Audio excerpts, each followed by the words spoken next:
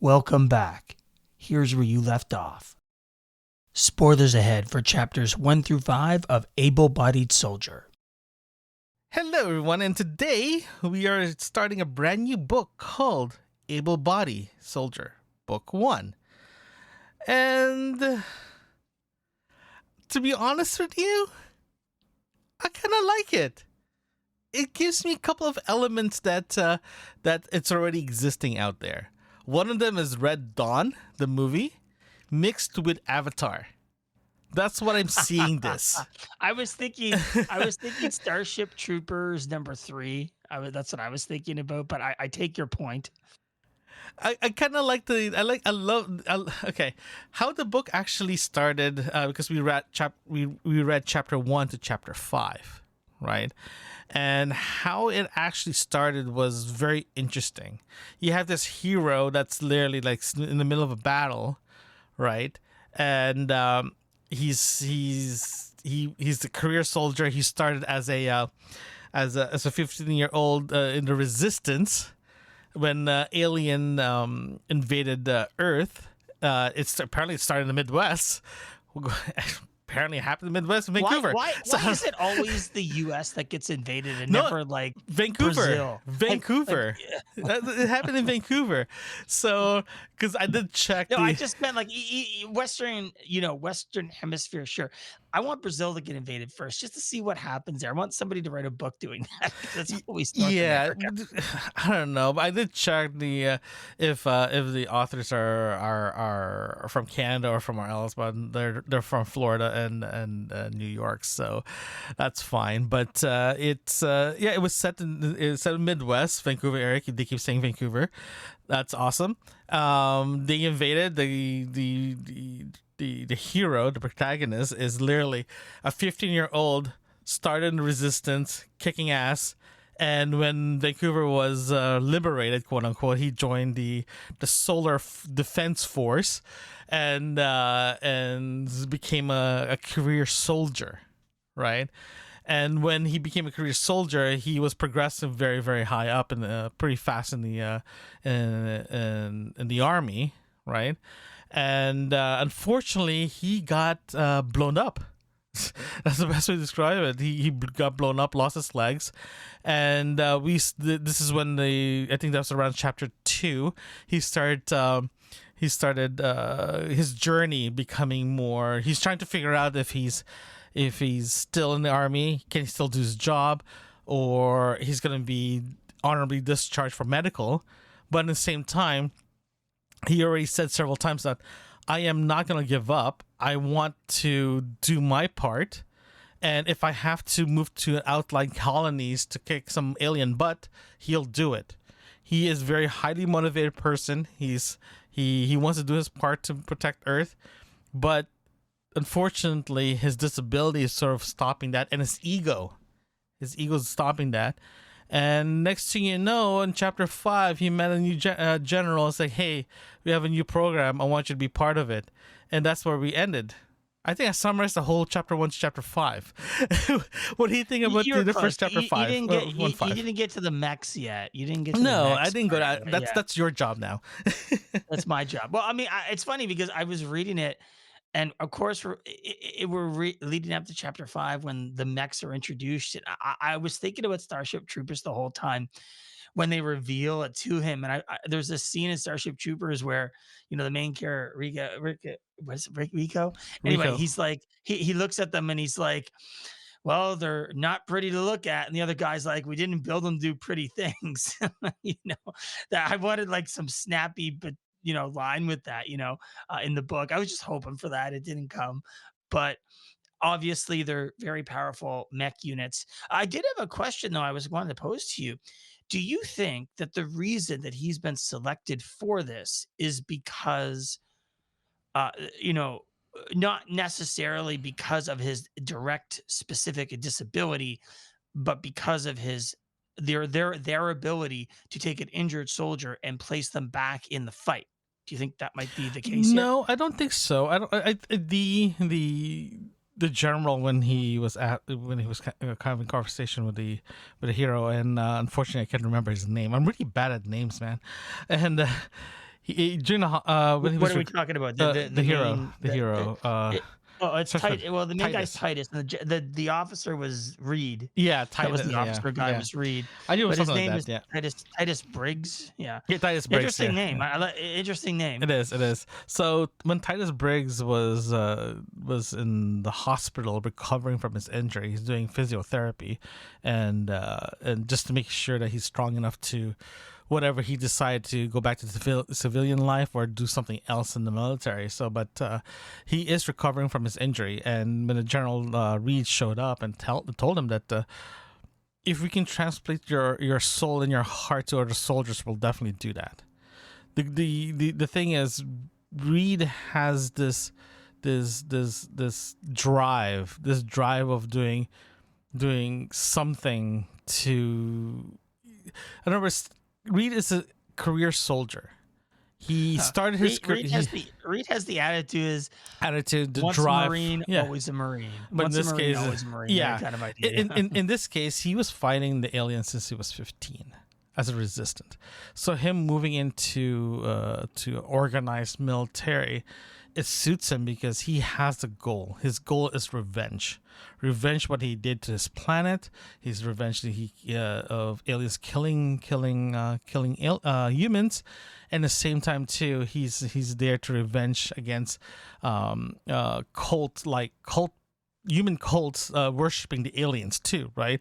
So for him being chosen to be part of this program is not because he's disabled or because they need to do a check mark regarding, okay, he can still fight, let's figure out what we can put him into, right? He was brought in because he had the what's the best way to describe it? He has the motivation. He knows the technique of an army person. Even General Reed already said several times that majority of people in his first batch are all pilots. They can fly, but they don't have combat experience in the ground. And for him coming in makes a lot of sense, right? Like for example, if a person has the ability to do the job, unfortunately the person is able, but the other person is fully able but doesn't have the ability to do the job, who are you going to choose? Right? So you have to they look at that perspective, and they decide to choose someone with disability that actually has seen combat, has been in the ground, has a ground pounder. And I got this feeling it'll be it's going to be a good choice no matter what. But I got this feeling that he was brought in just for that because he's the ground pounder and he knows how to fight. That's my opinion. Yeah, I agree. Although I will say that the Fari, who are the enemy here, and also we have the cultists who are helping out the aliens, which I find both frustrating but also practical as well, because there will always be people that are nuts about that sort of stuff. You know what I mean? That, oh, these are our new alien overlords. Let's worship them, kind of thing. But the Thafari, we don't know basically anything about them at this point. We don't really know anything about them. Did you find that was a bit of takeaway from the book? No, in the beginning, or no. To be honest with you, this is the beginning of this series. They did introduce the aliens already. They introduced what they're capable of doing. They even said that the aliens are not very good in the sky, and that's why the Air Force. I found that really interesting. You brought up a good point there. I really found that very interesting, because you would think if you could travel across vast areas of space, you would be good at combat in the sky. But if you think about it, the aircraft that we have on Earth are well designed and well capable for fighting in our atmosphere, and not every atmosphere is like Earth. So I thought about it for a minute, and I was like, that makes a lot of sense. I mean, they might have great spacecraft, they might have generic spacecraft that can go into any atmosphere, but it might not have the dogfighting capabilities of one of our more modern jets or something to that effect. See what I'm saying? You're right. Yeah, because an alien coming into a planet, they're great space travelers. No matter what. What's the common denominator? They can walk. They can run. Right? Those are the two. That's the one common denominator. Humans can fly in the atmosphere, and they can run, and they can walk. They can They can do whatever with their legs. Aliens, same thing. They can travel between stars, but they can't fight in the atmosphere because they're not, as you said, they're not capable of doing it, or they're very limited to. But they can run and they can walk, right? So now you have this, yeah. For them being in land-based combat makes a lot more sense if you look at it that way. And for the aliens can't fly, or they're very limited in flying, it makes a lot of sense too, because they don't know the atmosphere very well, right? Because unfortunately, we're still at the beginning of the book. We don't know the motivation of the aliens coming into Earth. The only thing we know, Earth was invaded. That's all we have. And the other information we have is the cultists. I have this feeling that will be a very key part of the storyline, right? And the mech suit will be. I'm still kind of figuring out the mech suit thing, because I'm seeing the mech suit right now as a tool, not as a primary. It's not. It's gonna be part of. It's not gonna be the main fighting force. It's just gonna be one of those things that, like a tank, for example, right? It's not gonna be the key thing for the battle. But I have this feeling that that Titus is gonna be very, very. I get this feeling he'll be in and out of that mech suit. And I was wondering. They brought up the mech suit, and I was actually kind of surprised. I was expecting maybe. I don't know what I was expecting. I was thinking about something different, like them giving him bionic legs or something. I'm not sure. Because the reason I'm mentioning this is that a mech suit can be worn by any soldier. And I'm wondering if they're going to make a specific case besides his combat experience that's going to make him the best guy to utilize these combat suits, right? Like what yeah, is it about him besides his ability? And obviously his, he has no legs anymore. And so what's the benefit of that other than they get to use a soldier that wouldn't necessarily have been back in the action? You know what I mean? yeah. They said several times. I think they did said several times that the mech suit was.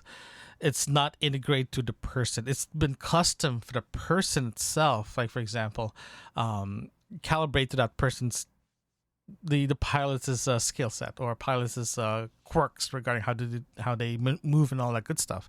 Because the general already said several times that when they went down to the garage, for example, the mech suit that's being shown, they said that the mech suit, even Titus says that the mech suit feels like it's bulky. It's not moving properly, right? And the general even said after that, it's like, oh, we haven't really calibrated to the driver yet. We're just testing. And when they went to the range itself, the mech suit was very, very in tune to the driver, right? And then even Titus even says several times that I can climb that, but I'm gonna look like a monkey, right? And while I was reading that, the first thing out of my head is like, are they gonna modify the cockpit to house his wheelchair just in case he has to get out and be maneuverable, right? An Those kind of injection things. seat with a wheelchair connected to it. That'd be kind of cool. I kind of like Yeah, that idea. that'll be cool, because that tells me that, okay, they have this empty mech suit that still needs to be quote unquote calibrated and modified for the driver itself, or the pilot. When they do that, they're gonna modify his mech to accommodate his wheelchair. If that's the case, that makes a lot of sense, because he even said several times too, it's like, I can get down there pretty easily, but I look like a monkey because I'm just dangling. You remember, he has a stump, right? So for him to get down on the ground, he still has to have a wheelchair when he get out of the mech suit. What happens if they're in a battle? They have to walk around. They have to get out. Is someone going to carry him? No. It's just, he's not going to be officially combat effective. But if he still has his wheelchair when getting out of the mech suit while he transported with him, his ability to become combat effectiveness is actually a lot better, because he can theoretically move. Not very well, but he can move. But going back to your suggestion that are they going to give him a bionic leg, like a prosthesis? That makes a lot of sense too, right? But we just need to know where this direction is going to go. But yeah, so far I kind of like it. I have questions, but those questions can be answered later on, right? I think it started off in a strong way, but also it was kind of a predictable way because like chapters 2 and 3 were basically the recovery chapters where he's going through the emotional turmoil of acceptance and so forth of understanding what's happening. He goes through basically the stages of grief. He goes through anger, depression, whatever. And then, Reed comes in and he's like, suck it up, Buttercup. You know, you're a Marine, suck it up, basically. And we get to the mech part, which is great and fine and everything. But my questions are really revolving around the cultists more so than the Thafari, because that was the battle they were in. They weren't fighting the Thafari; they were fighting these stupid humans that were cultists about the Thafari. So I find that I'm thinking that that's going to be a main theme in the book.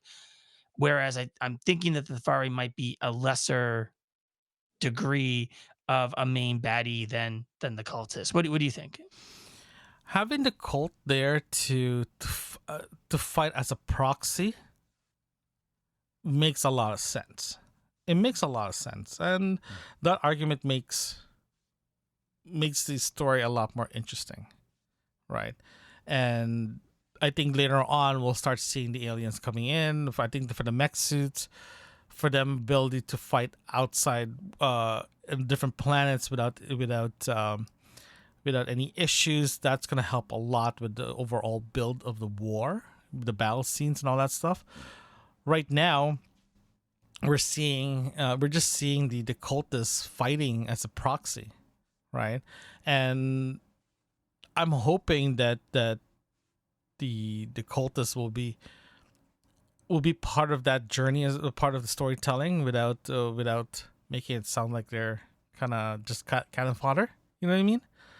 So there's a lot of things that the story can evolve, and to be honest, it is a very, very strong start of a book. Apparently, this is a 3-book series, and J.N. Chaney and Jason Oh man, I'm butchering everybody's name this time. Oh my god, the author itself. We'll put that in the show notes there. But they did a great job doing starting in the first 5 chapters. Do you agree on this one, or are you hoping for something else that will go forward after this?